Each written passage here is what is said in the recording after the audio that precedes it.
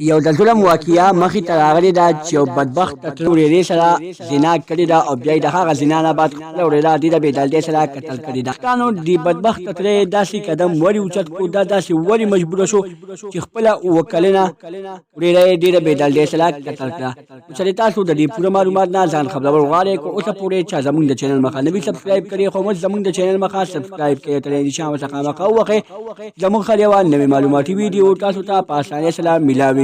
دوستانو دا واقعه او ښار کې رامخې ته شوې ده چې یو بدبخت تره خپله ورېره ډېره بېدلدۍ سره قتل کړې ده. هغه ورېرې سره اول زنا کړې ده، یعنې بدپیري یې ورسره کړې ده او بیا یې د هغه بدپیرۍ نه بعد ډېره بېدلدۍ سره قتل کړې ده. دوستانو چې مونږ سوچ وکړو نن سبا وینه ډېره زیاته سپینه شوې ده. دې بدبخت تره د خپلې ورېرې ته لاس ټینګه ورتلو. دا خو د ده د ورور خپله خور وه، د ورور خپله لور وه، خو دې بدبخته ډېر بېدلدۍ سره اول یې ورسره زنا وکړله او بیا یې د زنا نه بعد ډېره بېدلدۍ سره قتل کړه.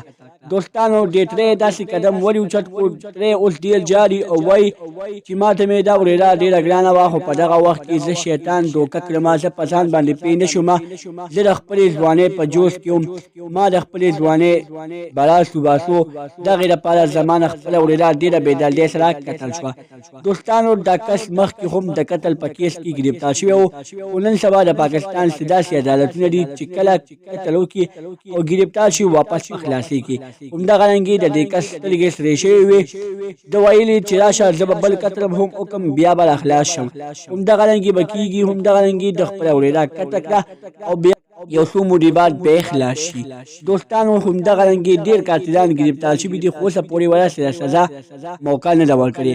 چلې سزا دوی ته میلاو شوله، دوی به بیا داسې غلط کار نه کوي، ځکه چې دې بدبخت تره خپلې ورېرې سره ډېر غلط کار کړی دی. ورېره خو هغه وینه وي چې د ورور وینه وي، خو بیا د ورور وینې ته ونه کتل او د خپل ځواني په دې باندې نیلام کړه. دوستانو دا وه زموږ نننۍ ویډیو. که زموږ دا ویډیو خوښه شوې وي زموږ د چینل مخه سبسکرایب کړئ، تر دې شا ورڅخه مخه ووهئ. زموږ خل یوه نوې معلوماتي ویډیو تاسو ته په اسانۍ سره میلاویږي. والسلام.